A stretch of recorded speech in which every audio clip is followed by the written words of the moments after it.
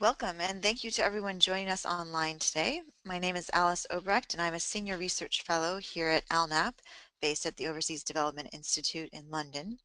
And I'd like to welcome you to this special ALNAP webinar on humanitarian resource allocation. You may have listened in to one of our webinars before in the Bridging the Evidence Gap webinar series, and if you've done that, you'll know that we touched on this issue just over a year ago with development initiatives, the UK Department for International Development, and the Director General for European Civil Protection and Humanitarian Assistance Operations, otherwise known as DG ECHO. Since then, we've published a working paper on using evidence for resource allocation, which is the foundation of the webinar today. And you can see the link to that paper in the chat box on the right-hand side of your screens.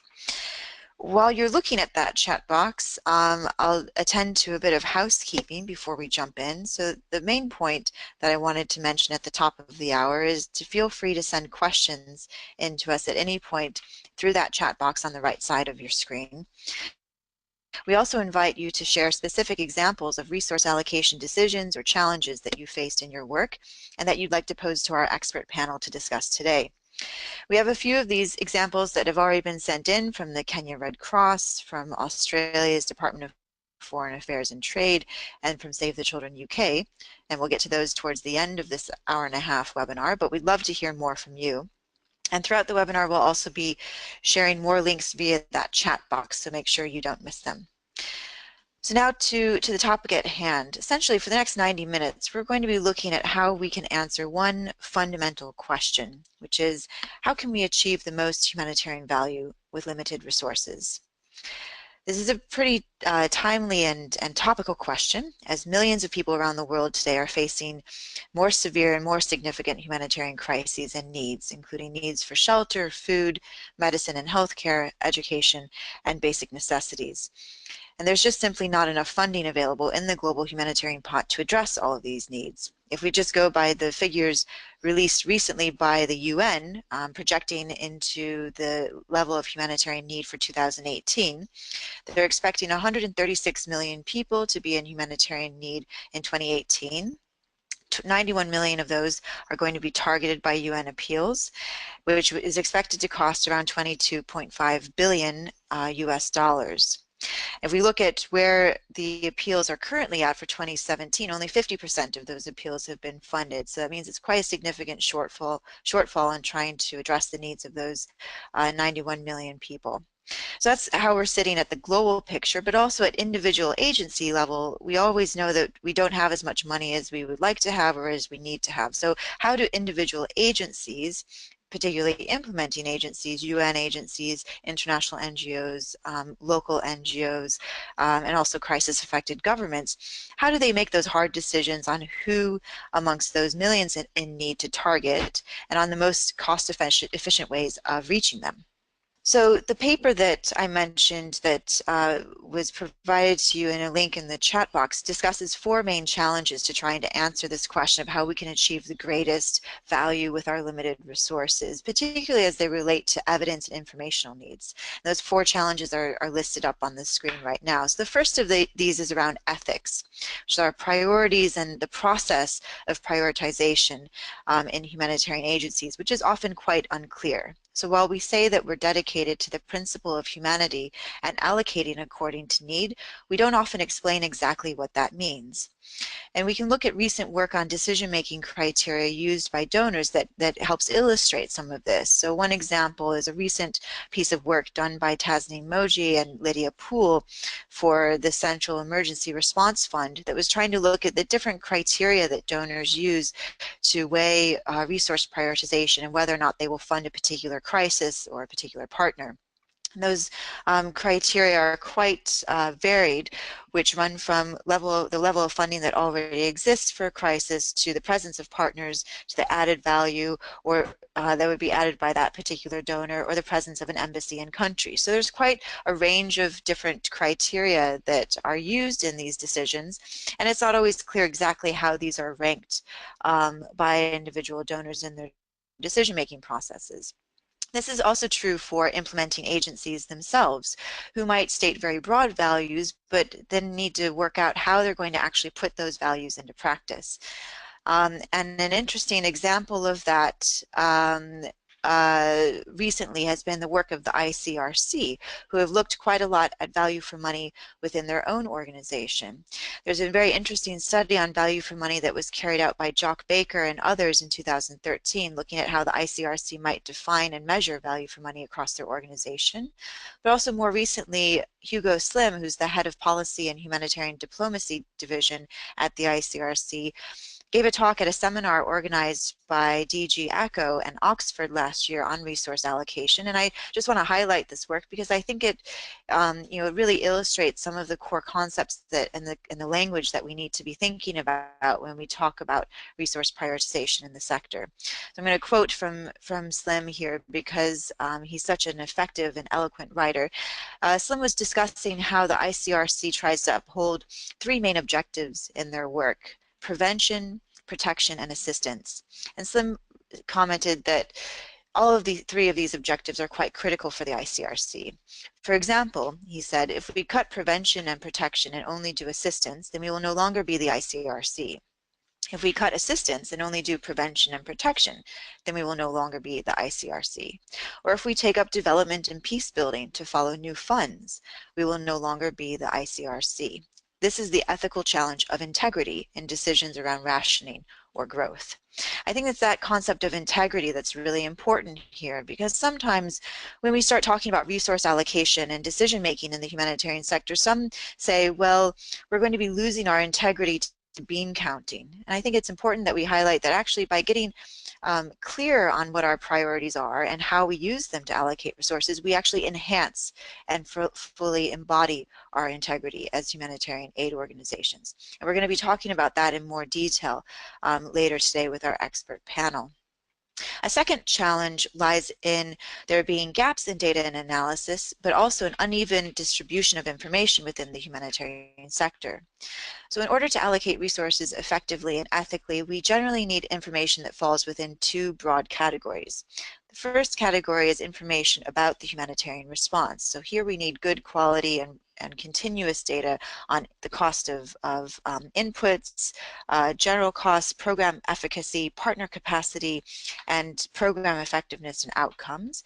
We also need information about the operating environment in order to make effective resource allocation decisions, such as information about need, the expected duration of need, and its geographical spread, as well as the demographics of affected people. It also helps to have some good context analysis on hand. There are quite significant gaps, as many have highlighted, in the quality of data on information in both of these categories. But also, perhaps even more worryingly, there are cases where this information exists but is unevenly distributed. It tends to be held by certain organizations and not shared transparently. Implementing agencies and donors often fail to share what they have with one another in order to inform a better collective picture of humanitarian need and of each other's efforts to address it, which makes the coordination structures so much all the more important. Third, attempts to address these information imbalances themselves can be quite costly. So even if we assume that we need better quality data and analysis to support more effective resource allocation, there are big questions about how can we best do this in the most cost-efficient way. So just to give a quick example, we can choose to go out and collect data ourselves, which can be quite expensive, or we can choose to rely on secondary data that was already been collected by another agency, but where there might be questions about the quality of that data or how it was collected or for what purpose. Similarly, donors can use direct decision-making processes for resource allocation, or they can delegate decision-making to a pooled fund, which may be more efficient but can lack transparency in some cases in how the prioritization exercise is carried out. As a final challenge, there's this issue that's becoming increasingly common across humanitarian contexts, which is that of dynamic change. So resource allocation decisions have to be made in response to changes in crisis. They do not remain static. The assessment that one crisis should be prioritized, or one geographical area or one population might be prioritized in one instance, might need to change the following year if that crisis changes and affects a wider number of people or features a higher level of severity. This happens globally, and an example of this recently is with the Syria response, which has been quite in a very significant humanitarian crisis that's also consumed quite a bit of money, talent, and skilled resources within the humanitarian system, perhaps detracting attention and resources away from other crises, particularly in Africa, which has perhaps arguably led to those crises worsening. But this also happens at an individual country level as situations change within that country. How can agencies make sure that their resource allocation decisions and their decisions around funding and programming remain agile and adaptive to those changes? So that's a whole lot of challenges here, and we're going to try, we won't promise to provide solutions to all of them or full, complete solutions, but we're definitely going to explore these in further detail. And these challenges are quite significant, which is why in the paper we looked outside the humanitarian sector to understand who outside the humanitarian system is asking similar questions to those faced by humanitarian decision makers, and what approaches have they found useful to weigh priorities. So in other words, who else is having to prioritize resources in situations where some may live and some may die based on that prioritization? And at least two other areas of work deal with these types of questions. One is the public health sector, and the second is the world of charity evaluation, where organizations and interventions are assessed and recommended to private donors for their philanthropic giving.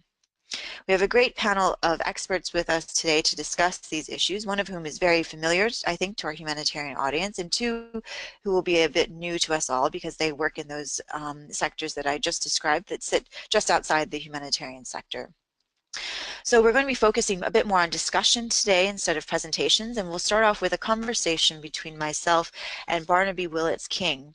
Barnaby is Senior Research Fellow here at the Humanitarian Policy Group at ODI.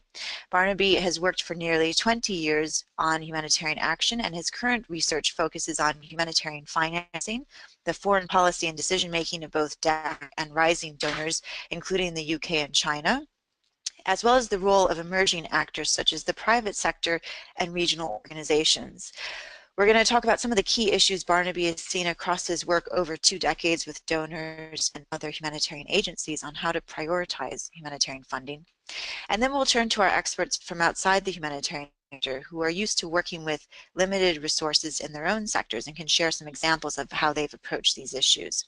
So first we'll hear from James Snowden, who's a research consultant at GiveWell.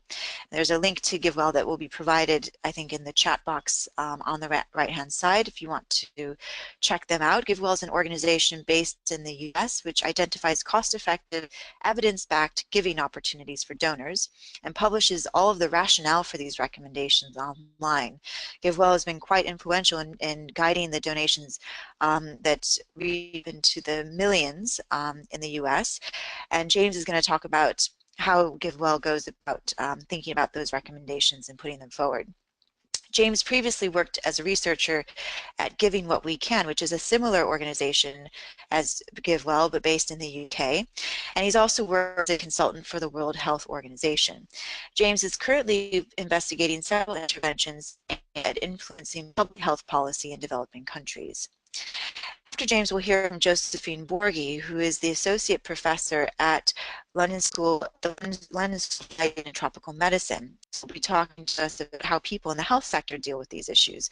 Jo is very well placed to comment on this, teach us a little bit about some of the core concepts that are being used by health economists on these issues. Jo has been a health economist with 8 years of experience. Her research evaluation of health financing reforms, including mechanisms to increase healthcare coverage and financial protection amongst the informal sector and supply-side incentives such as performance-based financing. So we'll be hearing from James and Josephine in a few minutes.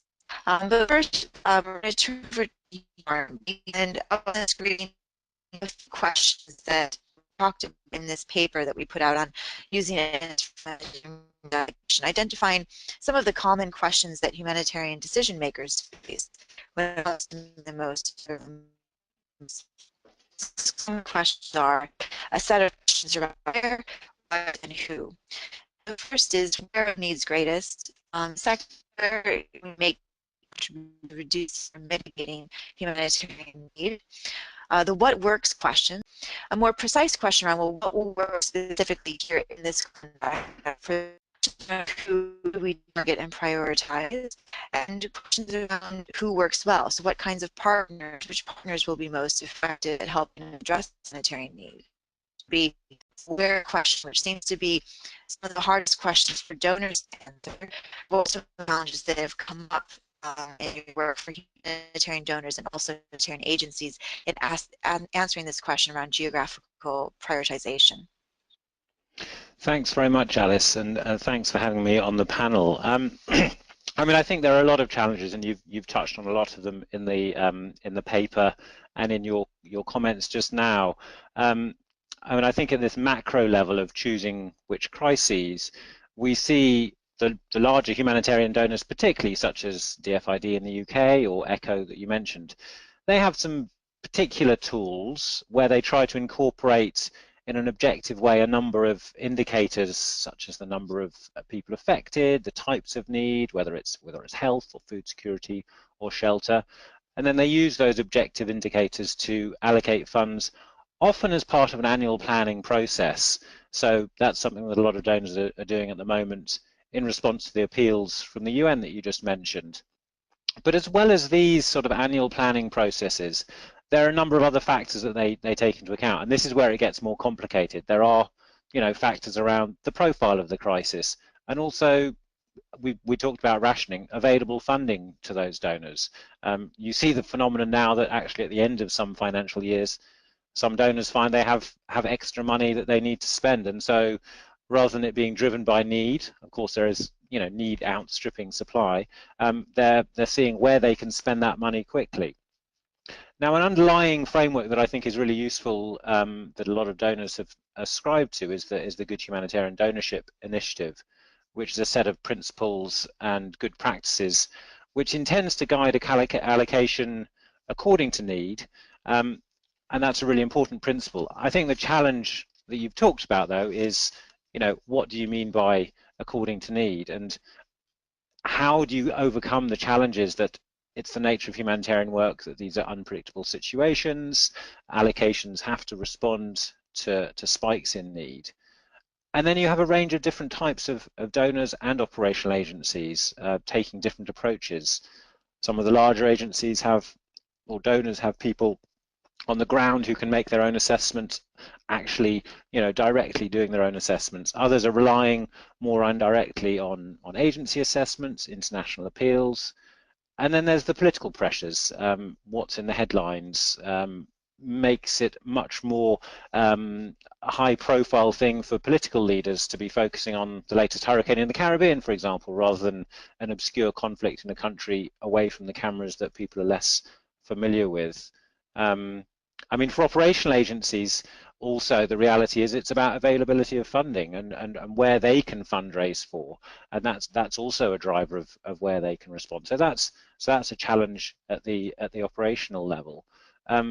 That's in the sort of big picture, and then when you get into the crisis countries themselves, there's a whole further level of analysis that operational agencies have to make, looking at how do you target different populations, according to vulnerability, or questions around, cost effectiveness, cost efficiency.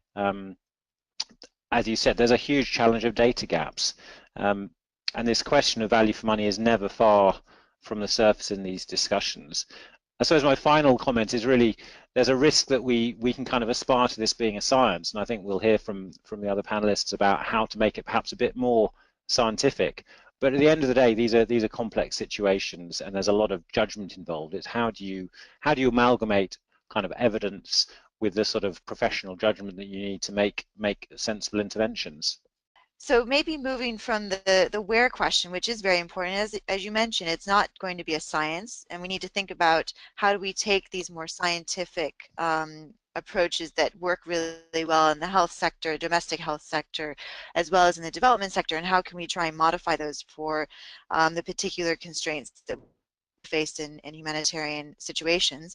I wanted to go back to the point that you meant that you raised, Barnaby, on the operational side of things, and particularly an issue around kind of NGOs, deciding which countries they're going to intervene in, particularly when you have something like a rapid onset disaster like a Nepal earthquake or Typhoon Haiyan in the Philippines.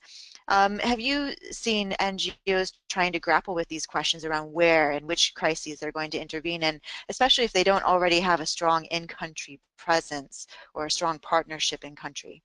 Yeah, I mean, I think this is a kind of a real time and again, this is an issue that I think NGOs grapple with as well as the donors who are funding them. I mean, I think, you know, ideally, every response is going to be from someone who has, a track record on the ground, presence on the ground, knows the context, and that's certainly how I guess a lot of the larger donors that would be one of their criteria for choosing who to fund, and agencies themselves deciding, well, can we respond in this area where we don't have a sort of operational footprint.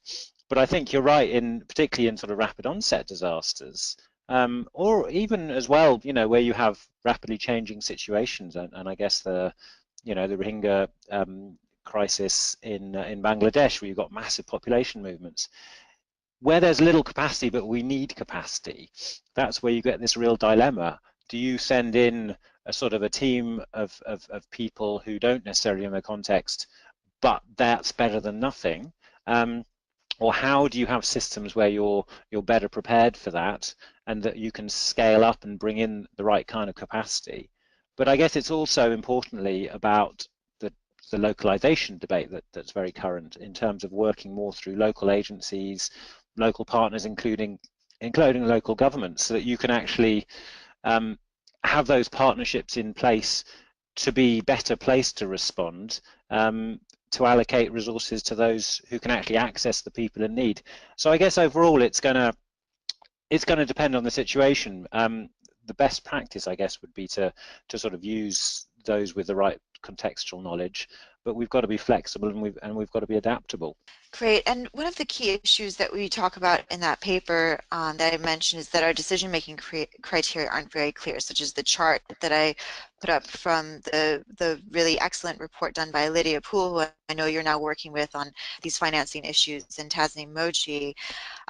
With DFAT, we see the intervention matrices that they use as well. They make those public and transparent, but it's not exactly clear how different parts of that matrix are weighed against one another to inform a decision.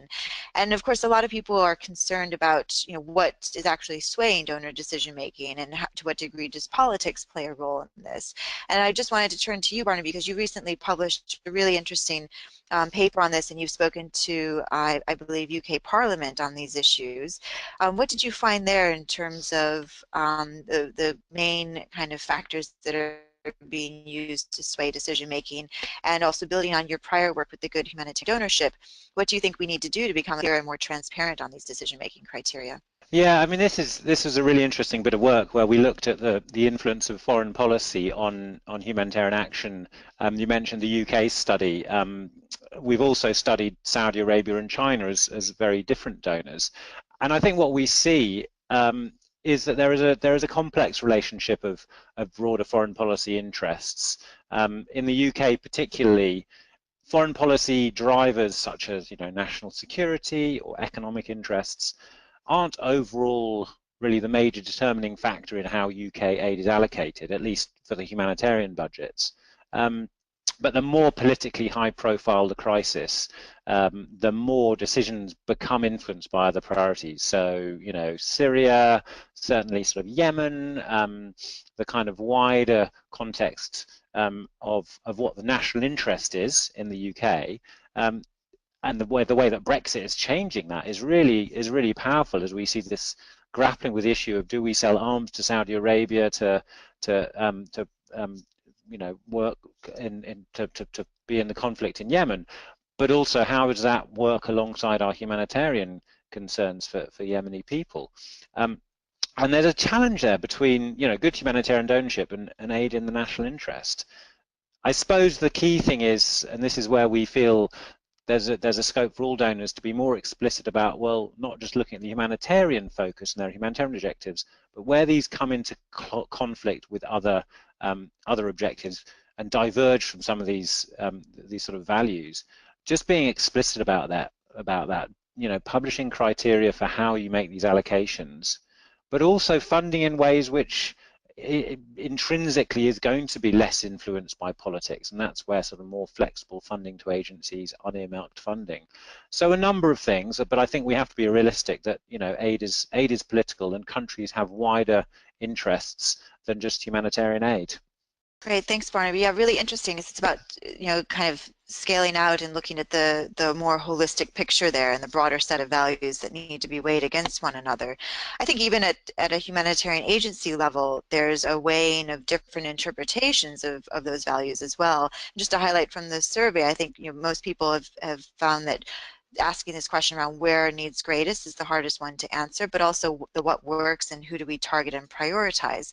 And it's that question around who do we target and prioritize where other questions start to come up that we aren't, I think, very good at discussing very explicitly in the humanitarian sector. So we have another survey for people to look at as we discuss this issue around the kind of ethical side of how do we interpret need. So is it about getting to the hardest to reach communities or individuals? Is it about maximizing and reaching as many people as possible? Or is it trying to prioritize the worst off, where you might define worst off in ways other than geographical isolation? This was also raised by someone who sent in a question for the webinar ahead of time, who was asking about how do we deal with this tension between access and meeting needs. So this is becoming quite a problem as we see access to humanitarian actors getting constrained, which means it's harder and more expensive to reach certain populations, and so it makes these choices a bit more difficult. And so Barnaby, I know we're going to go into this in more detail with James and Josephine, but just some initial thoughts from you on the ethical dimensions of resource prioritization and what you've seen in your work in terms of looking at what an ethical distribution of humanitarian aid looks like and who might be grappling with some of those questions.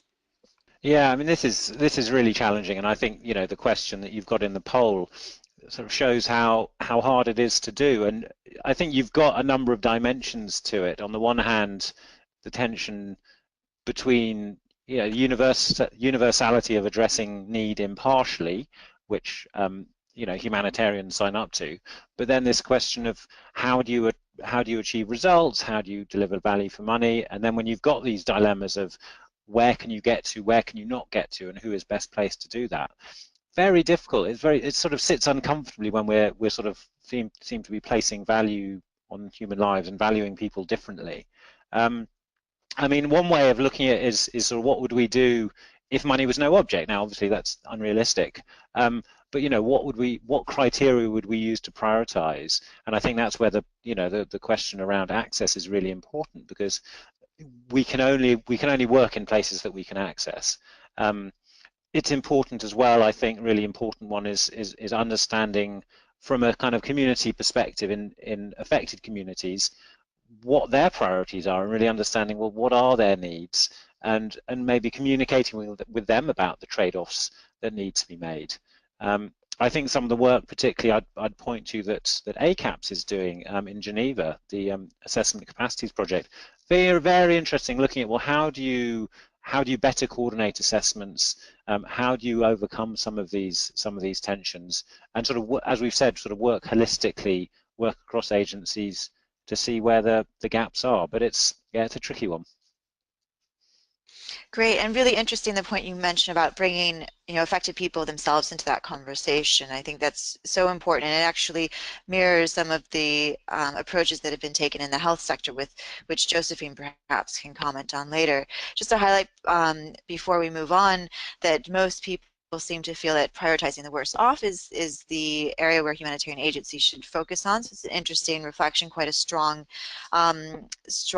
preference for that. Barnaby, if you wouldn't mind, we'll jump ahead to one of the cases that we were going to discuss today, and maybe get some of your thoughts on this as a kind of taster before we go back to James and Josephine for their thoughts on this. So this was a case that was sent in by Gareth Owen, who's the Humanitarian Director for Save the Children UK. And I think Gareth's question here goes to a lot of the kinds of challenges and tensions that you were talking about a few minutes ago, Barnaby. So Gareth wrote in, and I think it's important to provide the preface that he gave for this case, because it is important to understand the perspective from which from which he was coming at this challenge. So Gareth writes that any humanitarian agency faces frequent challenges in terms of resource allocations. Resources are inevitably finite and needs are almost infinite. In most responses, we are forced to choose between which sectors of need to focus on and which to deprioritize. Indeed, sometimes we have to choose between different emergencies or countries. The general principle is clear: do the most amount of good for the maximum number of people. So maybe Gareth would have answered differently to that survey that we put up than other people did. But this only tells part of the story. We also have to pursue the political activism that is an essential part of our global solidarity for humanity. And then he gives a really interesting crystallized example of this. So Save the Children was faced with this dilemma between meeting the most needs as possible and political activism in the summer of 2016. We knew we needed to send our emergency health unit to the Democratic Republic of Congo to respond to a yellow fever outbreak with a mass vaccination campaign. But at the same time, we also knew that we could no longer ignore the moral obscenity of migrant children drowning in the Mediterranean. We had to act. The vaccination response would reach 750,000 children relatively cheaply, while the search and rescue was targeting 10,000 at a great financial cost. So their emergency health unit team went to DRC, funded from private income in their children's emergency fund, but they didn't want to give up on the search and rescue option. So they went out and they did additional fundraising with private philanthropists who shared their moral outrage and responded. And so they were able to successfully deliver both responses. So Gareth gives this interesting tension here between program, assistance, direct assistance and program delivery, and doing something that's a bit more high profile and more symbolic, but doesn't actually address as much need. And so, Barnaby, just wanted to turn to you and get some of your initial thoughts about the appropriate balance here between the political statement that Save the Children wanted to make and meeting needs, and also ask, what do you think, to be a bit provocative here, what do you think they should have done if they hadn't got that external private funding for the search and rescue? Should they have devoted internal funds to that anyway? What are your thoughts on that, Barnaby? Yeah, I think it's a very stark case which does show this dilemma when you have organizations that are kind of both humanitarian operational delivery agencies, as with the DRC health response, but also this sort of wider role as advocates, as sort of lobbying organizations where there is this political role. And those things don't always go together. I mean, I think from a sort of a very sort of, going back to the poll, this question of how do you reach the most affected, that would definitely argue for sort of, focusing more on the DRC. But we have to be realistic that this political role is really important, and without those sort of political messages, both in terms of advocating towards the public and towards politicians that something is done and the situation is improved, as well as from a fundraising perspective. I mean, these things are in the news. They're things that organizationally there's a huge kind of fundraising sort of drive that this is something that people care about. So I think there is a real challenge here, and you do have to then come down to this question of, well, what are the priorities? I think where I'm sort of, I suppose, a little bit of a caution is this question of, where the funding comes from. And it's interesting that they went out to private philanthropists, because the majority of funding to agencies like Save the Children, I don't know the specifics of Save the Children, are donor funding, particularly from government donors, is usually highly earmarked for particular responses, for particular projects, and so agencies don't necessarily get that much choice to sort of allocate pots of money in this sort of way that, well, should we send it to DRC or should we send it to the Mediterranean? That sort of funding model is actually a small proportion. So this unearmarked, the Children's Emergency Fund, and then going out to private philanthropists. I think that's where a lot of agencies would like to go, and that does give them the flexibility to do a lot more, and sort of do a bit of both in order to meet those sort of different objectives. But I think it's also, just a final point, is it's also about sort of coordination and alliances. So, there are lots of other organizations out there working in both situations. If they can't do it, is there someone else that they can team up with? Can they use some of their experience on the ground and work in an alliance with someone else? Great, a lot of excellent points there. And I should point out that Gareth did mention in his longer email that he sent to us, that it was remarkable to them that all of this was funded through these private funds, right? There weren't institutional donors that were able to react quickly enough and provide that funding, which is an interesting reflection on kind of the state of financing and where this money comes from. And obviously, yes, the point about coordination is really important here. I think we can, while each organization has to make these prioritization decisions, they aren't acting alone. And it does often turn to this question of how are we reaching out to one another and coordinating with one another to build that kind of collective capacity for response. So I'll go to the next case that was sent in by the Australian Department of Foreign Affairs and Trade. Which it focuses on this fourth challenge that I talked about a few minutes ago. So Stephen Darwell sent in this really interesting reflection from DFAT's work on multi-year funding. He writes that the ALNAP working paper identifies 4 common challenges that donors face in making evidence-based decisions about allocating resources. They are all familiar to DFAT. The fourth, striking an appropriate balance between predictability and flexibility on the one hand, and the evolving needs and dynamic operating context on the other hand, being particularly challenging with respect to our grand bargain commitment to provide multi-year funding in protracted displacement situations. Sourcing the right evidence to make funding decisions was difficult.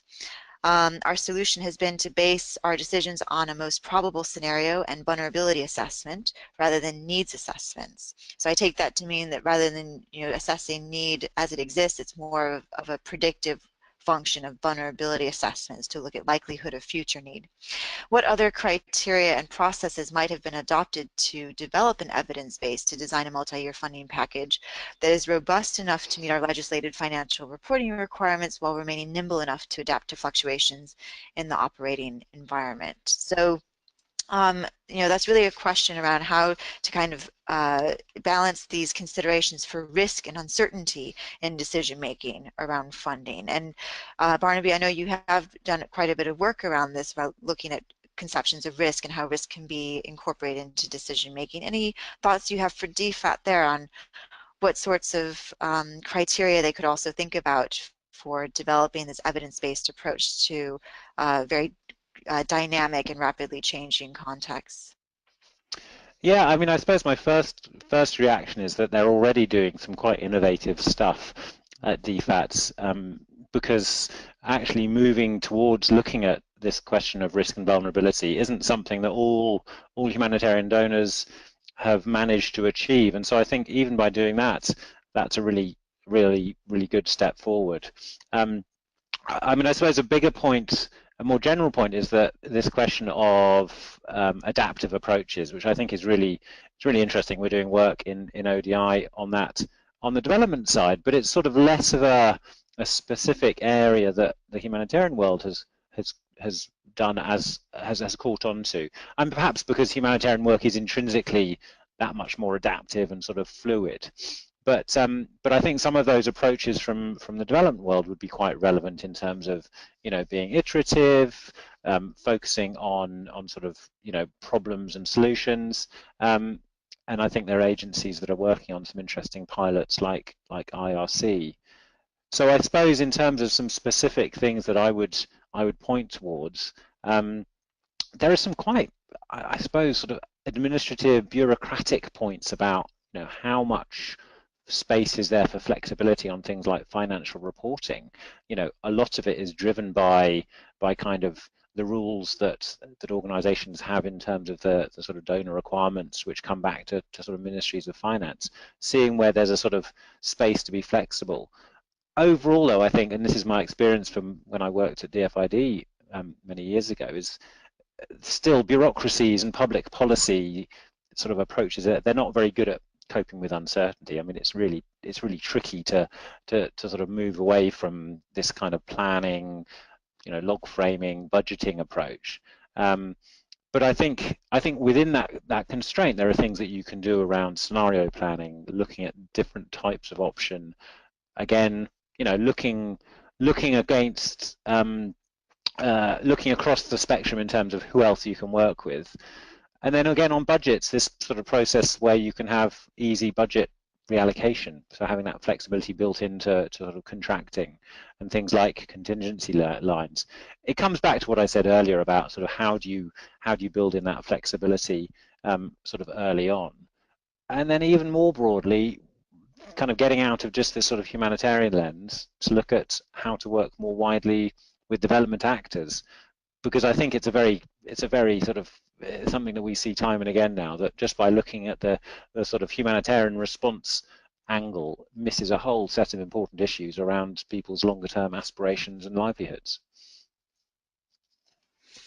Great, thanks so much, Barnaby. A lot of really great thoughts. I know people at DFAT are asleep right now, but they said they'll listen in afterwards, so hopefully a lot of points that they can take forward there.